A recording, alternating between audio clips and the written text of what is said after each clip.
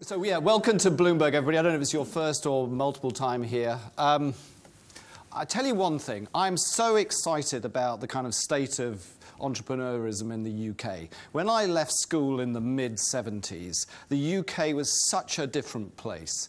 I just remember that you were sort of brought up to believe that you would work for the government or some large corporate, IBM or Xerox if you were really lucky. And how that has changed. You know, there's still bad things about the UK, the kind of things like some of the crap TV programs that we produce that we think are great, which are non-aspirational. I truly think things like EastEnders and Coronation Street are actually bad. But then you've got things like Dragon's Den, which, while it's a TV format and not real, is actually trying to educate our population that things can actually happen in the UK and good things can be created. And you can start businesses and make money rather than work for a large organisation. When I joined Bloomberg, was it 26 years ago, and before that I'd worked for a few years for large organisations like Exxon for 3 years, for a year, Olivetti for 3 years, NCR Corporation for 3 years. So I've worked for lots of large organisations. I'd never heard of this place called Bloomberg. We had 250 square feet in London in an office inside Merrill Lynch that they'd given to us.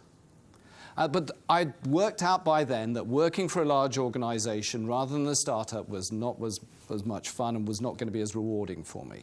So the world has sort of changed, and that's fantastic. You know, I often go to Google campus, I walk around Shoreditch, I speak to the guys at UKTI, TCIO, and it's so invigorating that my children are growing up into an environment where this kind of thing can happen rather than the kind of grey 80s and 70s. Have I learned any lessons from Bloomberg that could potentially apply to you guys? Maybe a few. One of those is maybe to do things differently.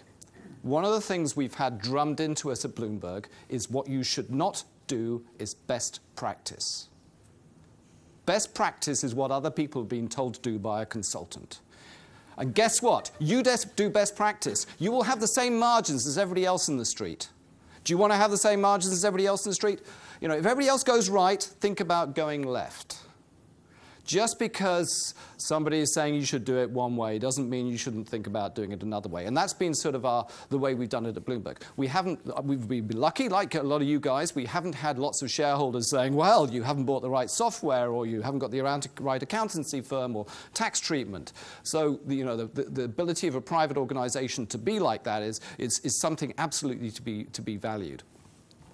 Anyway, look, I don't want to go on too much about it. You know, I work now for Bloomberg Ventures, where we're trying to take it back to the sort of early days and get more involved with startup organizations. We're interested in companies that are going to be strategically relevant to Bloomberg, and we care about lots of things. A lot of people think of Bloomberg as a media company. In reality, in this building, we have 300 R&D or engineers, software developers. We have around about 2,500 of them around the world, so we're very much a big data company. So I'm interested in big data, I'm interested in financial technology, I'm interested in content, I'm interested in enterprise technology.